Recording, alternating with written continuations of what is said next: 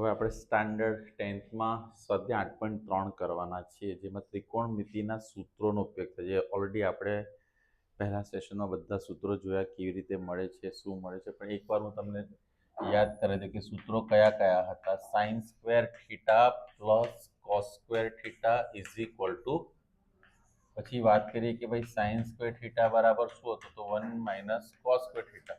કઈ રીતે બન્યું, તો આને પછી શું આવશે, કોસ સ્ક્વેર થીટા ફાઇન્ડ કરવું હોય તો 1 માઇનસ, હવે તમારે શું કરવાનું છે, મારી પાસે બીજું એક સૂત્ર છે, cosec square theta minus cot square theta is equal to શું આવે, તો કોસેક સ્ક્વેર થીટાની વેલ્યુ જો મારે ફાઇન્ડ કરવી હોય તો 1 પ્લસ, ઓકે, 1 ને અહીંયા લઈ લો તો કોસેક સ્ક્વેર થીટા માઇનસ 1 બરાબર શું આવશે, કોટ સ્ક્વેર થીટા. એ જ પ્રમાણે sec square theta minus tan square theta is equal to શું આવશે, તો આપણે જો sec square tan square theta મેળવ્યો તો 10 અહીંયા લઈ જઈએ, 1 ને અહીંયા લઈ આવી તો શું થશે, સેક સ્ક્વેર થીટા માઇનસ 1 બરાબર શું આવશે આપણી પાસે, એન્ડ 1 ને જો અહીંયા લઈ લે, સોરી ટેન સ્ક્વેર, હા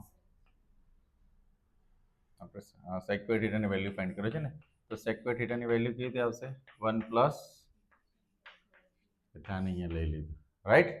તો આટલા સૂત્રોની મદદથી આપણે હવે આખો 8.3 ને સોલ્વ કરવાના છીએ. તો 8.3 માં સૌથી પહેલા હું પ્રશ્નની વાત કરીશ. ત્રીજો પ્રશ્ન, પ્રશ્ન નંબર ક્વેશ્ચન 3, સ્વાધ્યાય કયું છે આપણી પાસે 8.3, એમાં ક્વેશ્ચન 3 ને એમાં પહેલો પ્રશ્ન શું કહે છે, 9 sec square a minus 9 tan square a. તમને દેખાય છે બંનેમાં શું કોમન છે, તો શું આવશે, sec સ્ક્વેર a માઇનસ, એનો મતલબ શું થયો, sec square a minus tan square a નો sec square theta minus tan square theta શું થાય છે 1, તો આન્સર શું આવશે 9 એકા. હવે ધારો કે tan square minus sec square હોય, ઊંધું હોય તો -1 આવે, tan square a minus sec square a, તો શું આન્સર આવશે -1. સમજ પડી ગઈ બધાને? આમાં કોઈને કોઈ ડાઉટ ખરો? બધા સ્વાધ્યાયમાં, આખા સ્વાધ્યાયમાં તમને આની બહુ જરૂર પડશે, રાઈટ. હવે હું વાત કરીશ પ્રશ્ન number 2, 1 plus tan theta plus sec theta, 1 plus cot theta minus, okay, આ ખાલી જગ્યામાં પૂછાય એવો પ્રશ્ન નથી પણ પૂછાયો છે, જોઈએ કઈ રીતે. 1 પ્લસ ટેન થીટાને આપણે ફેરવીશું સાઇન અને કોસમાં, કારણ કે આપણે પહેલા જ નિયમ તમને યાદ હોય તો મેં ભણાવ્યો હતો કે આવા કોઈ પણ પ્રશ્નને સાઇન અને કોસમાં ફેરવવાની કોશિશ કરો, એક મેથડ તમે સ્ટાર્ટ કરી શકો. તો સેક થીટાનું શું થશે 1 અપોન, અહીંયા 1 પ્લસ શું આવશે કોસ થીટા અપોન કોટની વેલ્યુ છે ને, અને અહીંયા 1 અપોન શું થશે સાઇન થીટા. ચલો સરસ. હવે આનો એલસીએમ શું આવશે, તો આને cos થીટા વડે ગુણીએ તો cos theta plus sin theta plus, got it.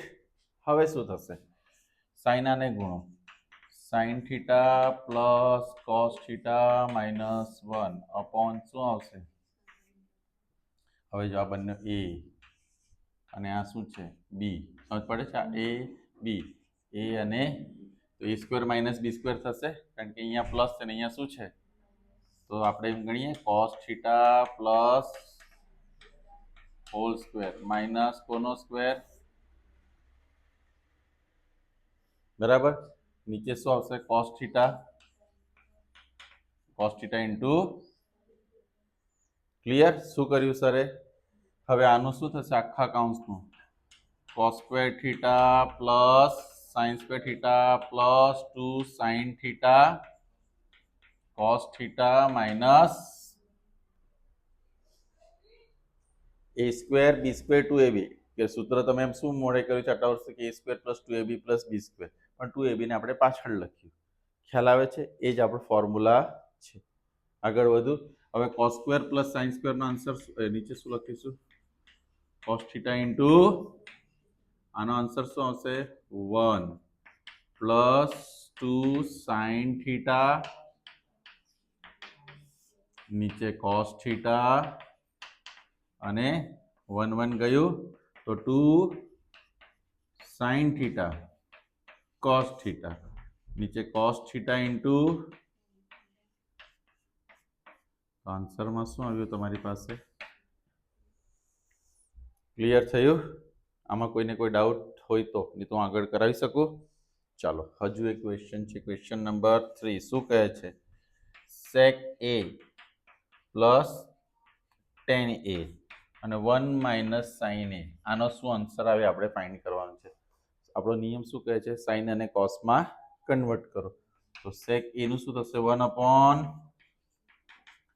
આમાં શું થશે? sin a અપોન અહીંયા 1 માઇનસ, ચાલો 1 પ્લસ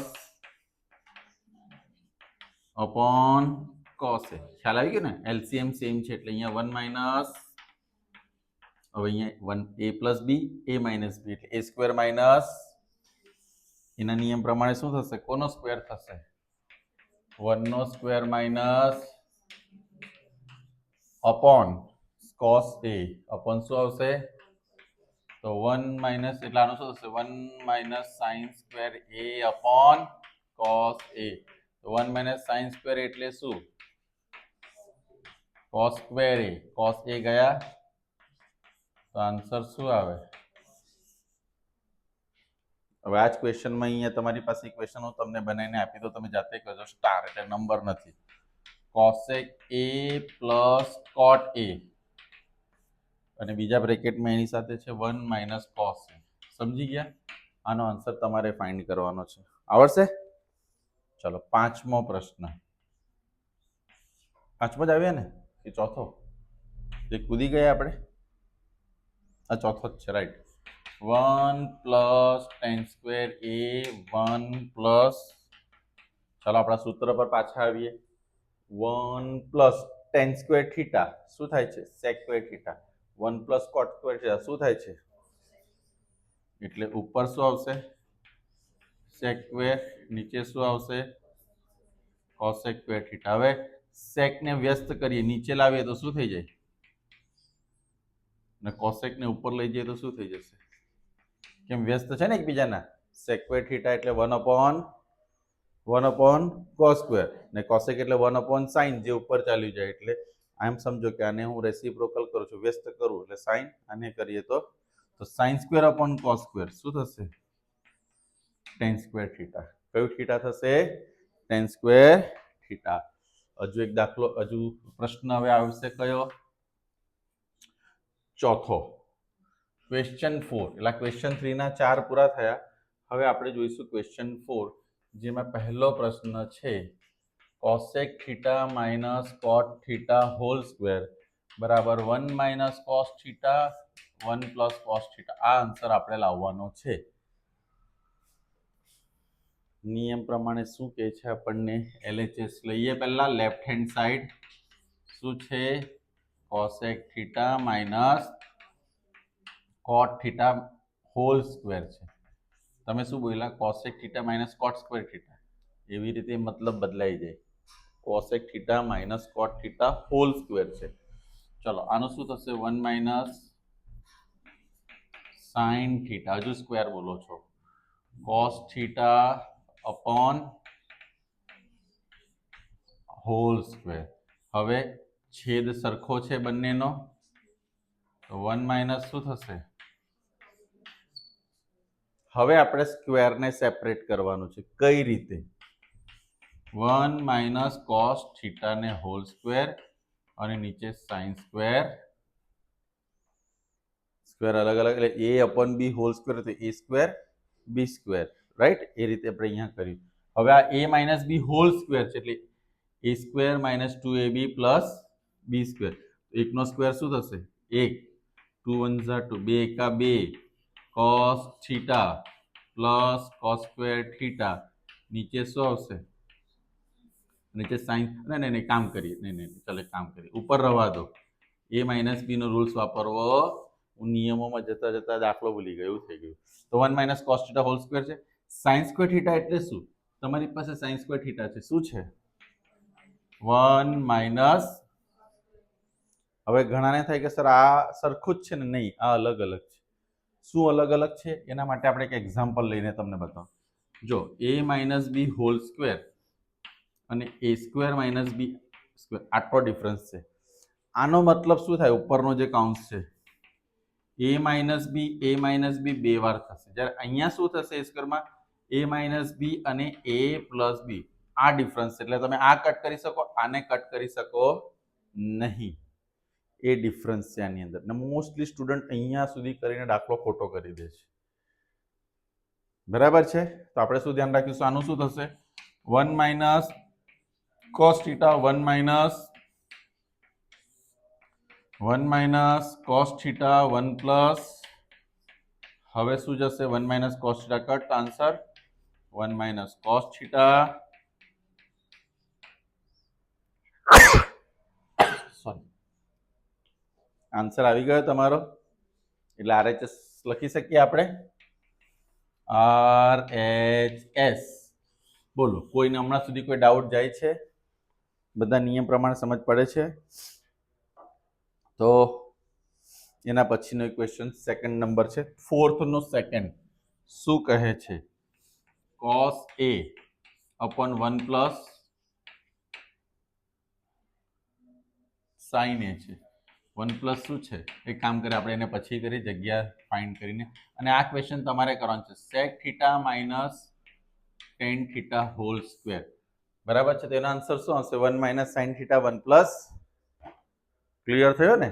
એ તમારે ગણવાનો છે. જો અહીંયા એટલે એનું સ્ટાર કરી દઉં છું, ખ્યાલ આવે છે? અથવા અહીંયા લખી દઈએ. ચાલો, તમારો question sec theta minus tan theta whole square 1 minus sin theta 1 plus sin theta. Okay, આટલું તમારે પહેલા લખવાનું છે, પછી બીજું કરું છું ફટાફટ. ચાલો.